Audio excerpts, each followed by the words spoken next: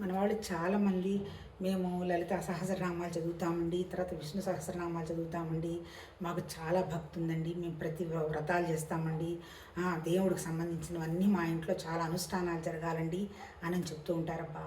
కాకపోతే ఏంటంటే భగవద్గీతలో 12వ చాప్టర్లో భక్తుడంటే ఎవరు అని చెప్తున్నాడు. ఆయన ఏం చెప్పాడు? భక్తుడంటే ఎవరంటే నాకు పూజలు చేయమని చెప్పలేదు, ఆ తర్వాత నాకు గుడులు కట్టమని చెప్పలేదు.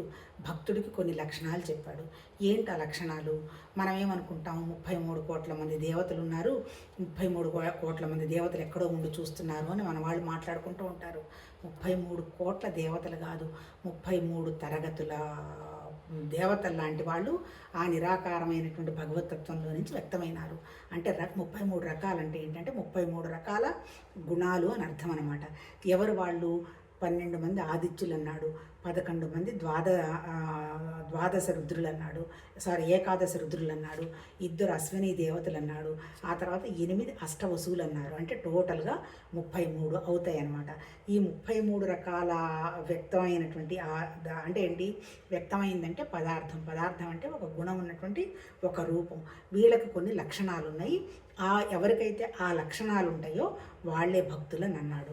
ఏమిటి ఆ లక్షణాలు అనేది 12వ చాప్టర్లో తర్వాత 14వ శ్లోకం నుంచి ఆల్మోస్ట్ లాస్ట్ శ్లోకం వరకు వండర్ఫుల్గా ఎక్స్ప్లెయిన్ చేశాడు. నిజంగా మనల్ని మనం ఒకసారి అసెస్ చేసుకోండి, మేము భక్తులమా కాదా అనేటువంటి విషయం అవగాహన అవుతుంది ఇది చదివితే. ఒకసారి అది చదువుతాను చూడండి. ఏ ప్రాణి ఎందునో ద్వేషభావం లేనివాడును, అంటే భక్తులంటే ఎవరు అనేటువంటి విషయాన్ని భగవద్గీతలో భగవాను మనకి చెప్తున్నాడు. మనం అంటే ఎవరు?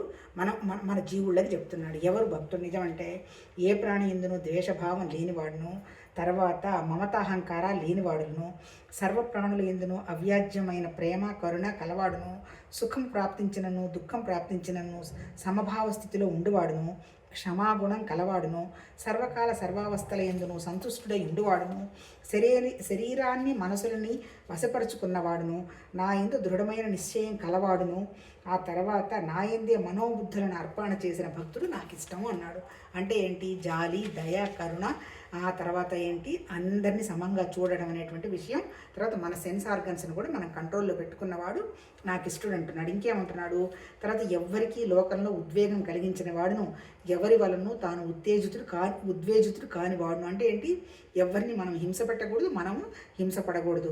తర్వాత హర్షము, ఈర్ష, భయము, ఉద్వేగం ఇవేవి వికారాలు లేకుండా ఉండాలంటే అనవసరమైనటువంటి ఎమోషన్స్ ఏవి ఉండకుండా ఉండేవాడు. తర్వాత ఎవరు ఏ కోరికలు లేనివాడు, శరీంద్ర మనసుల్ని కంట్రోల్ చేసుకున్నవాడు, ఇట్లా 33 రకాల గుణాలు ఉన్నవాడు.